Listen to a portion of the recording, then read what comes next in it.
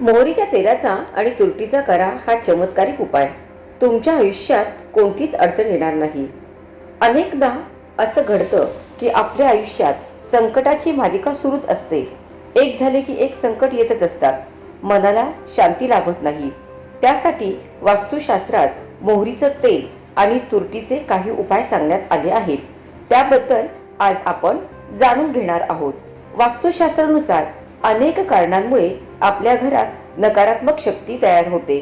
जेव्हा आपल्या घरात नकारात्मक शक्ती तयार होते तेव्हा त्याचा परिणाम आपल्याला होतो. जर तुमच्या घरात नकारात्मक शक्ती असेल तर घरात आजारपण वाढतं, आर्थिक स्थैर्य लाभत नाही, कितीही पैसा कमवला तरी तो घरात टिकत नाही, खर्चात मोठ्या प्रमाणात वाढ होते.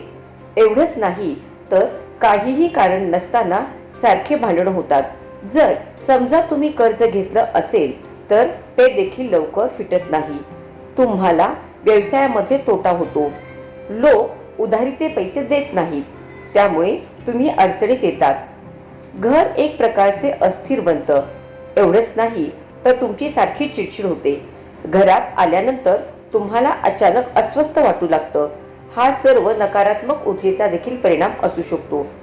अशा प्रकारचे वास्तुदोष दूर करण्यासाठी वास्तुशास्त्रात काही सोपे उपाय सांगण्यात आले आहेत. त्याबद्दल आज आपण माहिती जाणून घेणार आहोत. पैशाच्या कामात अडथळा. जर तुम्हाला पैशाच्या कामामध्ये अडथळा येत असेल, आर्थिक व्यवहार थांबले असतील, तुमच्या हातात पैसा टिकत नसेल किंवा तुमच्यावर कर्ज वाढले असेल तर त्यासाठी वास्तुशास्त्रात एक सोपा उपाय सांगण्यात आला आहे. दर मंगळवारी आणि शनिवारी मोहरीच्या तेलात थोडी तुरटी मिक्स करून भगवान हनुमानांसमोर दिवा लावावा. त्यामुळे सर्व प्रकारचे वास्तुदोष दूर होतात. व्यवसायामध्ये अडथळा. जर तुम्हाला तुमच्या व्यवसायामध्ये अडथळा येत असेल, व्यवसाय वाढत नसेल तर अशा वेळी तुम्ही तुमच्या कार्यालयाच्या दोन्ही दरवाजाच्या मागे एक छोटी वाटी तुरटी आणि मोहरीचे तेल भरून ठेवा. यामुळे तुमच्या सर्व समस्या दूर होतील. तसेच तुमच्या नकारात्मक शक्तीपासून संरक्षण होईल. वाईट नजरेपासून संरक्षण.